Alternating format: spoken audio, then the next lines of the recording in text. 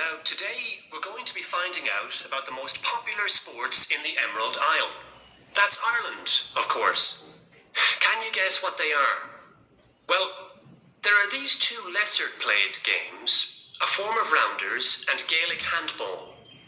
But we'll start with one which is perhaps over 3,000 years old, arriving in Ireland with the Celts, some claim. That may be a slight exaggeration, but I consider it to be the fastest field game in the world, and it goes by the name of hurling. Well, that's what it's known as in the English-speaking world anyway. So, what do you have to do? You've got 15 players on a team, one of them the goalkeeper. Each one has a stick called a hurley. Here you are. I brought mine along. Had it since I was at school. This is what it looks like, and basically you have to get this ball, called a sliotar, that's S-L-I-O-T-A-R, so it's not spelt the way it's pronounced. You hit it into the net for 3 points, or you can hit it over the net for 1 point. And answer questions 34 to 40. I'll give you a bit of the history, shall I now? Generally, the golden age of the game is considered to be the 18th century.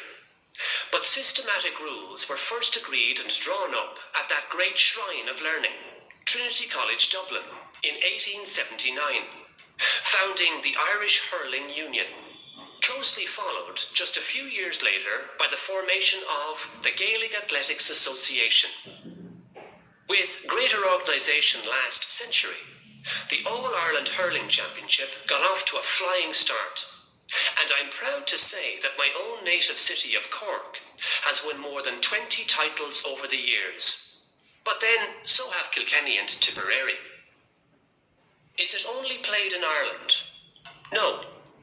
Well, it is the only country with a national team at the moment, but you may be surprised to discover there are hurling clubs in London, as well as in America and Argentina, to name just a few. The other game I'd like to take a little time to introduce you to is Gaelic football, which is played on the same pitch as hurling with the same number of players, but there's no net. You just have to get the ball over your opponent's goalposts.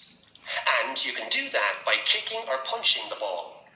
However, you're not supposed to do that to the players, I might add. Imagine it as a combination of soccer and basketball. But in my opinion, it's a more exciting spectacle than either of those. Excuse my bias, if you will. It's also very popular with women. In fact, there are more women's teams than for any other sport. Whether despite or because of the physical contact involved, I wouldn't like to say. They do play a shorter game, 60 minutes, rather than the men's 70.